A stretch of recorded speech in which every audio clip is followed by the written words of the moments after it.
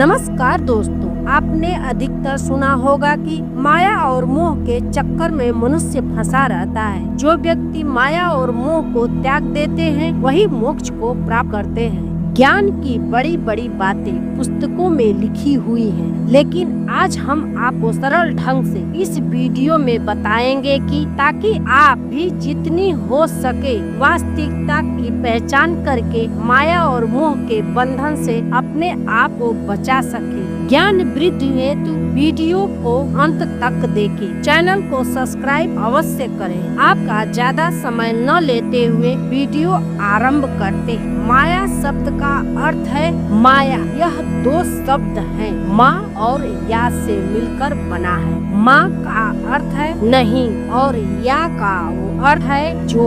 इस प्रकार माया का तात्पर्य यह हुआ कि जो वास्तव में नहीं है लेकिन दिख रही है। जादूगर के लिए माया शब्द का प्रयोग किया जाता है। इसी से माया का अर्थ स्पष्ट हो जाता है कि सोने का कोई भी आभूषण विभिन्न रूप में होने पर भी स्वर्ण है तथा पत्थर से निर्मित वस्तु भिन्न आकार की होने पर भी पत्थर का रूपांतरण मात्र है। यही माया का रूप है। माया का रूप वैसा ही है जैसे धान और चावल का छिलका अलग रहने पर वह धान कहलाता है और छिलका हटा देने पर चावल। यह छिलका ही माया है। माया के बस में होकर तभी तो उन दोनों में बदल जाते हैं और तभी तो दोषी हो जाते हैं। श्रीमद् भगवत गीता में कहा गया है कि अहंकार के बस में हो जाने पर मनुष्य की बुद्धि नाश हो जाती है।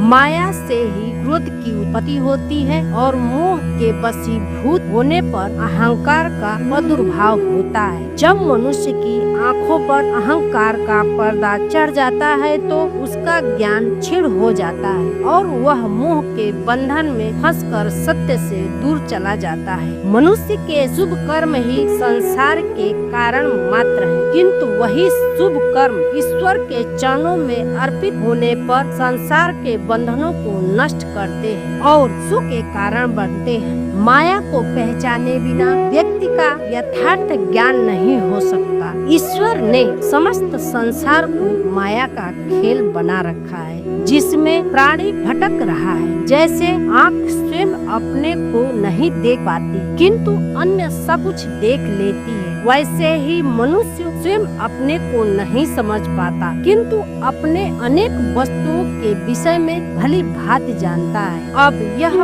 प्रश्न सामने आता है कि क्या मन अथवा माया के खेल को किस तरह जाना जा सकता है। इस संदर्भ में श्रीमद् भगवत गीता में भगवान श्री कृष्ण ने अर्जुन से कहते हैं कि जब कोई मनुष्य किसी वस्तु को देखते हैं तो उसके प्रति उनके मन में लगाव उत्पन्न हो जाता है। इसी लगाव से मनुष्य के अंदर इच्छा जागृत होती है तो यही इच्छा माया के नाम से जानी जाती है जो लालच तथा स्वार्थ को भी जन्म देने वाली है। अब दूसरा प्रश्न यह है कि क्या इस संबंध से मुक्त हो सकते हैं।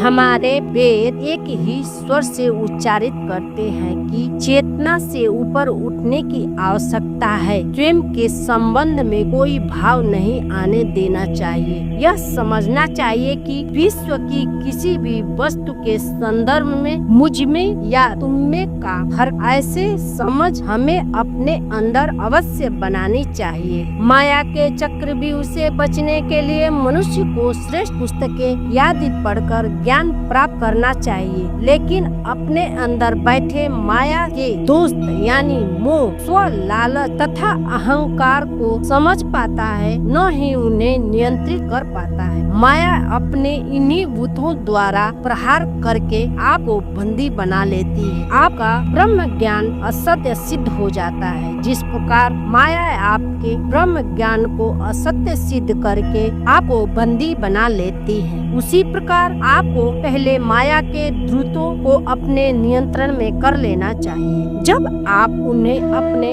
अंतर ज्ञान की कैद में बंदी बना लेते हैं तो माया अकेली रह जाती है और उसके प्रहार आपके ऊपर असत्य सिद्ध होंगे। आपकी इस तपस्या के सामने माया पराजित हो जाएगी कि हमारे ऋषि मुनि और तपस्वी साधना के द्वारा ऐसे आत्मबल प्राप्त कर चुके हैं कि जिससे माया के रूपों पर नियंत्रण प्राप्त हो सकता है। माया का खेल निराला है। सत्य और माया दोनों के संयोग से यह संसार चलता है। भगवान श्री कृष्ण ने श्रीमद् भगवत गीता में कहा है कि यह संसार परमात्मा के संकल्प के आधार पर स्थित, समस्त भूत उसके संकल्प के आधार पर निर्मित है और वह स्वयं किसी में नहीं है। सोना, हीरा, आभूषण तथा वस्तु विनिमय के लिए निर्मित सभी पदार्थ माया की पहचान कराते हैं, पर उनमें प्राण वायु प्रभावित नहीं होती है।